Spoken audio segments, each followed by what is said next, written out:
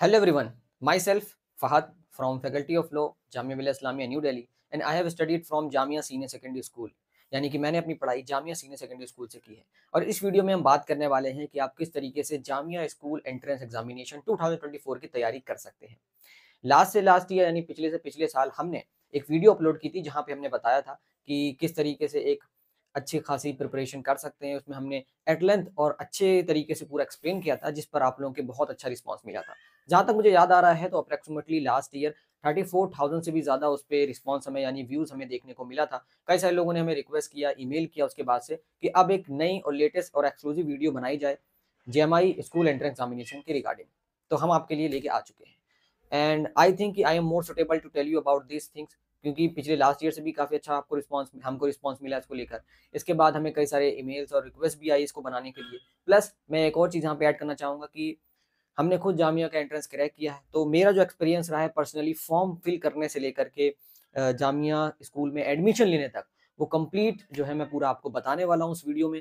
काफ़ी छोटी सी वीडियो लेकिन फुल ऑफ इन्फॉर्मेशन रहने वाली है आप सभी के लिए। तो आप सबसे एक दिल से रिक्वेस्ट है कि इस छोटी सी वीडियो को लास्ट तक जरूर देखिएगा। तो चलिए वीडियो को स्टार्ट करते हैं। So hey guys, welcome to your own YouTube channel एडोलॉजिकल, one destination for all information.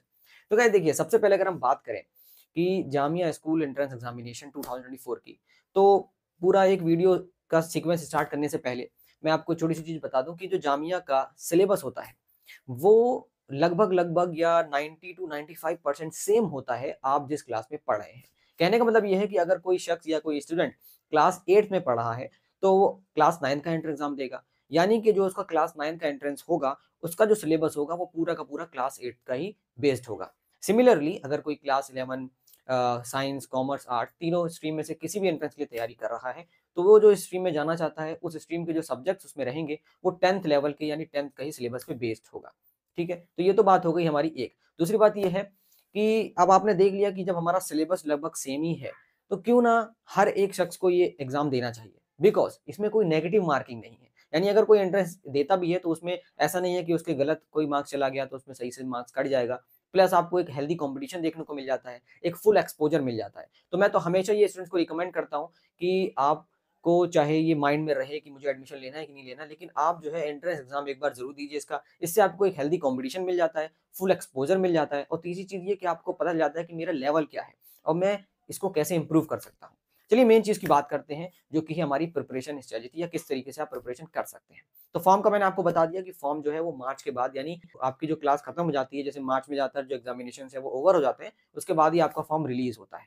लेकिन एक बहुत बड़ी मिस्टेक ज़्यादातर स्टूडेंट करते हैं वो ये कि वो जो है मार्च के बाद से तैयारी करना स्टार्ट करते हैं, जबकि ऐसा नहीं होना चाहिए। उनको जो है शुरू से ही तैयारी करना चाहिए और जो बच्चे निकालते हैं यानी जो स्टूडेंट्स इस एंट्रेंस को क्रैक करते हैं, उनका माइंड में यही स्ट्रेटजी रहती है कि वो जनवरी से या शुरू से ये तैयारी करना शुरू कर देते हैं। अब आपके माइंड में सवाल आ सकता है कि भाई अभी आपने सर आपने अभी तो बोला कि ये सिलेबस सेम रहता है, तो हम जो पढ़ रहे हैं अभी 8th क्लास में, 9th क्लास के लिए या 10th में पढ़ रहे हैं अभी 11th एंट्रेंस के लिए, तो वो तो सेम ही है जो अभी हम पढ़ रहे हैं क्लास में। जी हाँ, सेम है बट फ़र्क होता है एग्ज़ामिनेशन पैटर्न का। तो अभी आप जो पढ़ रहे हैं वो पढ़ते रहिए, बट साइड बाय साइड आप जो है थोड़ा प्रैक्टिस भी करते रहिए। यानी कि जो एग्ज़ामिनेशन पैटर्न है वो ऑब्जेक्टिव होता है, एमसीक्यू बेस होता है। वहीं दूसरी तरफ जो आपका एग्ज़ामिनेशन होने वाला है यानी जो बोर्ड एग्ज़ाम है या आपका फाइनल एग्ज़ाम है, वो सब्जेक्टिव होता है। तो उसमें थोड़ा प्रैक्टिस करने के लिए आपको एक डिफरेंस होता है, तो प्रैक्टिस आपको ऑब्जेक्टिव भी साथ-साथ में करते रहना चाहिए। अब बात करते हैं यहाँ पर कि कोई भी एंट्रेंस एग्ज़ामिनेशन जो होता है उसमें 4 चीज़ें होती हैं। सबसे पहली चीज़ होती है सिलेबस, ठीक है? दूसरी चीज़ होती है गाइडेंस, तीसरी चीज़ होती है पीवाईक्यू यानी कि प्रीवियस ईयर क्वेश्चन पेपर और चौथी चीज़ होती है स्टडी मटेरियल यानी कि हमें क्या पढ़ना चाहिए। अगर हम बात करें सबसे पहले जामिया के एंट्रेंस सिलेबस की, तो यहाँ पर हमारे 4 लेवल पर एंट्रेंसेस होते हैं। एक तो हमारा क्लास 9 का एंट्रेंस होता है, एक हमारा क्लास 11 कॉमर्स का, क्लास 11 साइंस का और क्लास 11 आर्ट्स या ह्यूमैनिटीज़ का एंट्रेंस होता है। सिलेबस की बात करें तो सिलेबस आपकी स्क्रीन पर आ गया होगा। आप इसे पॉज़ करके क्वालिटी अगर सही से आपको नहीं दिख रहा है तो क्वालिटी बढ़ाकर वीडियो की पॉज़ करके देख सकते हैं। ये सिलेबस है और ये सिलेबस आप देखेंगे तो लगभग-लगभग सभी सेक्शंस ये आपके जो अभी आप जिस करंट क्लास में पढ़ रहे हैं उसमें कवर होता है। सिवाय एक के, जो कि है आपका जीके यानी जनरल नॉलेज, जो कि आप जो है आराम से नॉर्मली कोई भी जीके की आजकल कुंजी वगैरह भी आती है, मनोहर पांडे की भी, अरिहंत की आती है छोटी-सी पतली-सी, वहाँ से भी कवर कर सकते हैं, वो भी 10-15 मार्क्स के आपके आता है। अब अगर हम बात करें सिलेबस की तो यहाँ पे सिलेबस आपने देख लिया कि भाई सिलेबस हमारा वही सेम है, बस 2 चीज़ का डिफरेंस है, क्या है वो? एग्ज़ामिनेशन पैटर्न और आपका क्या कहते हैं जीके का सेक्शन। इसके अलावा अगर आप 9th में देखें तो 9th में ऐसा कोई जीके का सेक्शन नहीं है, बस खाली क्लास 11 के अलग-अलग एंट्रेंस के सिलेबस में देखने को मिलता है। अब बात करें यहाँ पे नेक्स्ट स्टेज की, जो कि है गाइडेंस। क्योंकि देखिए, अगर आपने सिलेबस देख लिया, हमने एनालाइज कर लिया सिलेबस की ऐसे-ऐसे आता है, फिर उसके बाद हमने ये देख लिया कि अब जो है हमें तैयारी शुरू कर देनी चाहिए। बट होता क्या है कि हम फर्स्ट डे स्टार्ट करते हैं, सेकंड डे स्टार्ट करते हैं और दिन ब दिन कॉम्पिटिशन भी बढ़ते जा रहा है। तो अगर आप चाहते हैं कि मेरा अश्योर्ड एडमिशन हो और मेरी कंसिस्टेंसी मेंटेन है, सबसे बड़ी बात कि मैं आराम से तैयारी कर सकूँ। अब इस पॉइंट पे मैं ये नहीं कह रहा कि सेल्फ स्टडी से नहीं हो पाता, हो जाता है, बट मेजॉरिटी ऑफ केसेस में ज़्यादातर जो स्टूडेंट्स हैं वो लैग कर जाते हैं इन सारी चीज़ों में, क्योंकि उन्हें गाइडेंस नहीं मिल पाती। सही तरीके से कोई बताने वाला नहीं होता। तो इस केस में गाइडेंस जो है वो एक तरीके से रोशनी का काम करता है डार्कनेस में। मैं इसलिए बता रहा हूँ क्योंकि लास्ट ईयर भी हमने अपना एक बैच लॉन्च किया था एडोलॉजिकल की तरफ से, जहाँ पर एक्सपीरियंस एजुकेटर जिन्होंने जामिया, एएमयू, बीएचयू के स्कूल एंट्रेंस को खुद क्रैक किया है, वो आपके साथ अपना एक्सपीरियंस शेयर करते हैं। एक वाइब्रेंट कम्युनिटी डेवलप होती है और एक इस क्रैश कोर्स में, ये कोई आम क्रैश कोर्स नहीं है, हम इस क्रैश कोर्स में आपको कंप्लीट पूरी जो है पूरा एक अच्छे से ट्रेनिंग देते हैं, जहाँ पर एक भी पॉइंट नहीं रहता जो आपसे बच जाए कि हाँ, यहाँ पर हम रह गए हैं। जैसे कि यहाँ पर वीकली टेस्ट वाइवा भी होता है, डेली लाइव क्लासेस भी होंगी। इसके साथ-साथ हमारे इस क्रैश कोर्स में फुल लेंथ मॉक टेस्ट भी होगा। मॉक टेस्ट बोले तो जो आपका जिस हिसाब से, जिस पैटर्न के हिसाब से आपका एंट्रेंस होता है, उसी हिसाब से आपका जो टेस्ट होता है, उसी को मॉक टेस्ट कहते हैं। इससे आपकी प्रैक्टिस भी डेवलप होती है। तो बस चलते-चलते मुझे बताना था थोड़ा-सा। अगर आप इंटरेस्टेड हैं, तो आप नीचे दिए गए नंबर पे या जो हमारा डिस्क्रिप्शन बॉक्स में इन्फॉर्मेशन है, वहाँ से एनरोल कर सकते हैं। चलिए, ये तो बात हो गई हमारी यहाँ पर गाइडेंस की। गाइडेंस के बाद आता है अगला थर्ड स्टेज, जो कि हमारा पीवाईक्यू यानी कि previous year question paper. Previous year question paper की बात करें गाइस, तो प्रीवियस ईयर क्वेश्चन पेपर बहुत महत्वपूर्ण होता है किसी भी एग्जामिनेशन में। Likewise it is also important for this entrance examination.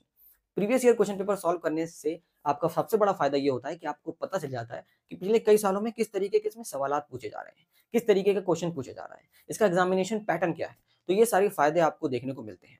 इसके साथ-साथ मैं एक और चीज़ सजेस्ट करूँगा, स्ट्रांगली रिकमेंड करूँगा कि आप अपनी तैयारी करने से पहले एक बार पीवाईक्यू ज़रूर सॉल्व करें। मेरी अभी पढ़ाई का लेवल है, जो प्रिपरेशन लेवल है, वो कहाँ तक पहुँचा हुआ है। इसके बाद आपकी फोर्थ स्टेज आती है, जो कि है स्टडी मटेरियल, कि भाई ठीक है, हमें गाइडेंस की ज़रूरत है, हमने सिलेबस अच्छे से एनालाइज़ कर लिया, हमने पीवाईक्यू भी देख लिया, यानी लास्ट ईयर क्वेश्चन पेपर भी देख लिया इसका। अब बात करते हैं कि हम पढ़ें क्या? यानी कि हमें क्या पढ़ना चाहिए? तो जैसा कि हमने बताया कि आप सिलेबस से ही ये इन्फॉर्मेशन इन्फर कर सकते हैं, समझ सकते हैं इनडायरेक्टली कि भाई पढ़ना तो हमें वही है जो अभी हम करंट क्लास में पढ़ रहे हैं, यानी कि कंटेंट वही रहेगा। जैसे कि यहाँ पे जो प्रोस्पेक्टस रिलीज़ होता है जामिया का, वहाँ पे भी लिखा हुआ है, स्पेसिफिकली मेंशन है कि एनसीईआरटी का सिलेबस जो है फॉलो करा जाता है, यानी कि एनसीईआरटी की जो बुक्स हैं वही आपके लिए इनफ है इस पूरी कंटेंट को या पूरी अच्छे से जो तैयारी है वो करने के लिए। बट इसमें एक चीज़ आती है, वो एग्जामिनेशन पैटर्न और जीके। जीके मैंने आपको बता दिया कि जीके अगर आपको करना है तो आप छोटी-मोटी कोई भी जीके की जो है कुंजी वगैरह ले सकते हैं। अगर आप हमारा क्रैश कोर्स करेंगे तो वहाँ पे तो कंप्लीटली आपको पूरा कवर कराया जाएगा। इसके अलावा एग्जामिनेशन पैटर्न की प्रैक्टिस की ज़रूरत होती है, क्योंकि यहाँ पर आपका सब्जेक्टिव है जिस क्लास में अभी आप पढ़ रहे हैं। और वहीं दूसरी तरफ ऑब्जेक्टिव, यानी कि आपको एमसीक्यू बेस्ड एंट्रेंस देना है, ओएमआर में एंट्रेंस देना है। तो इसलिए ज़रूरी ये हो जाता है कि आप प्रैक्टिस करें और प्रैक्टिस के लिए आपके पास एक थोड़ा मॉडल बुक होना चाहिए, गाइड होनी चाहिए। तो उसलिए मार्केट में 2 बुक आती हैं। सबसे पहली जो कि दुआ पब्लिशर की आती है, शफीकुर रहमान की। ये आपकी JMI class 11 science diploma arts and commerce की भी करके आती है गाइड। फिर उसके बाद क्लास 9 की भी गाइड आती है। सिमिलरली एक और पब्लिकेशन, इसका नाम है द कॉन्सेप्टम। द कॉन्सेप्टम की भी जो है सिमिलर गाइड आती है, वो भी आप परचेज कर सकते हैं। इसकी इन्फॉर्मेशन आपको नीचे डिस्क्रिप्शन बॉक्स में भी मिल जाएगी। ये जो बुक है ये ऑफलाइन भी अवेलेबल है मार्केट में और ऑनलाइन भी आपको मिल जाएगी। तो यहाँ पे ये बात हो गई स्टडी मटेरियल की कि यही पूरा स्टडी मटेरियल होता है जो आपको कवर करना होता है अपने एंट्रेंस एग्जामिनेशन की प्रिपरेशन करने के लिए। तो चलिए, ये सब तो ठीक है। आपके मन में ये भी सवाल आ रहा होगा कि भैया जरा ये बताइए कि कट ऑफ कितना जाता है? कट ऑफ बोले तो हमें कितने मार्क्स लाने हैं एंट्रेंस में कि हमारा एडमिशन हो जाए?